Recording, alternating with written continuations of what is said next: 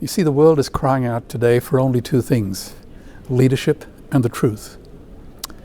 It's important that we have the truth at our fingertips, and that's information. Sadly, we have neglected that aspect of our campaigning.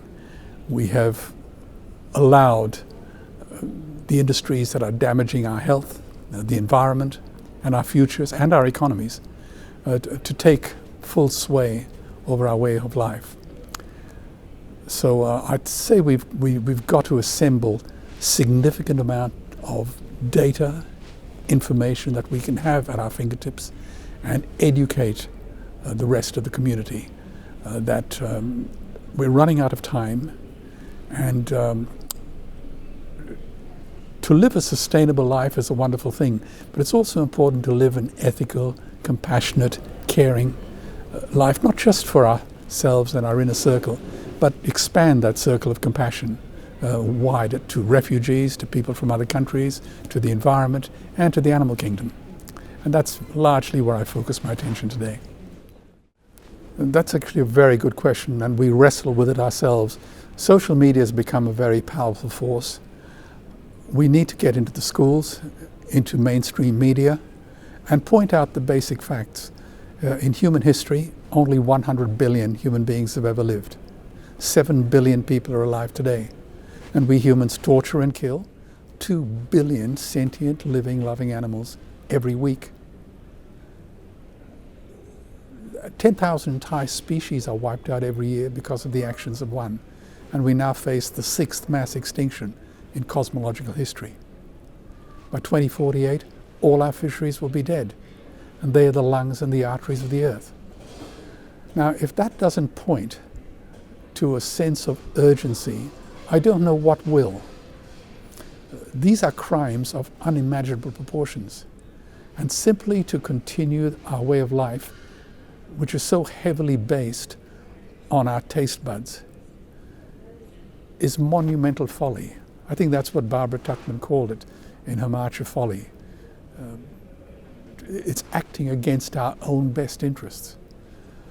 So using the media, trying to get into the education system, and if I convinced everyone in the audience, or any audience that I speak to, simply to go vegan, I would classify myself as a failure. I want them all to become activists, because time is running out and there is no more time for complacency.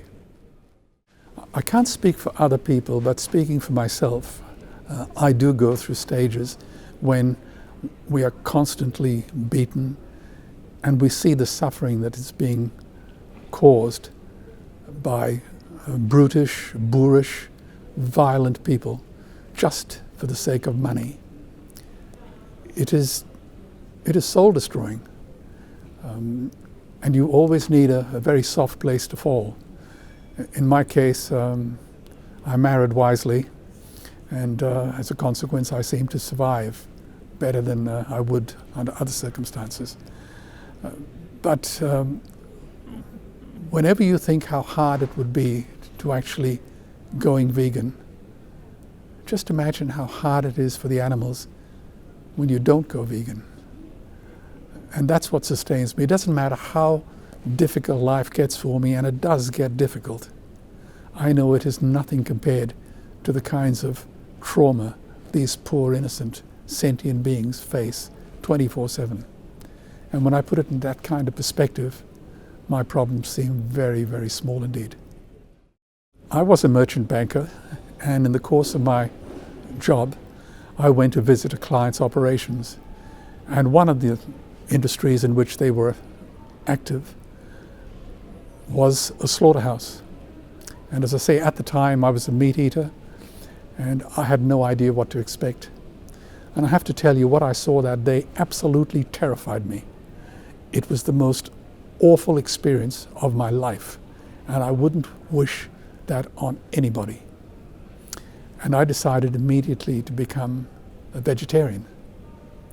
But I wasn't a vegan yet. I still thought that dairy was this beautiful, bucolic scene of Shelley and Wordsworth, and cows in the meadow and a stream and beautiful green hills. I didn't know any better. But I was on a business trip to India, and I saw a dairyman dragging his cow to the slaughterhouse. And the cow had been injured in a lorry accident and had badly damaged her spine, and she couldn't walk. In order to get her to move, he threw chili powder into her eyes and shoved sharp objects up her anus. And alongside her was her bedraggled, starving calf. Now, you know, in order for a cow to give milk, she's got to have a calf. If she didn't have a calf, she wouldn't give milk. So he dragged this animal and the calf to the slaughterhouse gates. But before he handed it over to the slaughterman, the bastard milked her. Now, if that doesn't change the heart of a man, nothing will. So I came back to Australia and I went and studied the dairy industry, and I saw the types of cruelty that exists out there, every bit as egregious as what I saw in India. Because let's face it, milk is meat in liquid form. Animals that come out of the dairy industry go to slaughter at some stage in their lives. So that's when I became a vegan. Now, how did I make the transition? I have to tell you, it was extraordinarily easy. Once you confront something that your heart and your ethics refuses to accept, there is no other decision. You cannot be a party to this kind of crime, this brutality, this viciousness, this violence, and just leave it and go back to your old ways. Not if you want to be able to look at yourself in the mirror the next morning. So to that extent, I found the transition very straightforward. But I concede that some people find it a difficult challenge, but they get there in the end. I think conferences like this are vital. It's very important to have challenging speakers. Conferences like this are important, particularly outside the humanitarian world. People who are not exposed to it, who should get a taste of it. So I think if you invited people from the humanitarian world, like we're active in, we call it our 5 fingers, children, animals, the environment, the terminally ill, and aspiring youth. So we cover a lot of ground.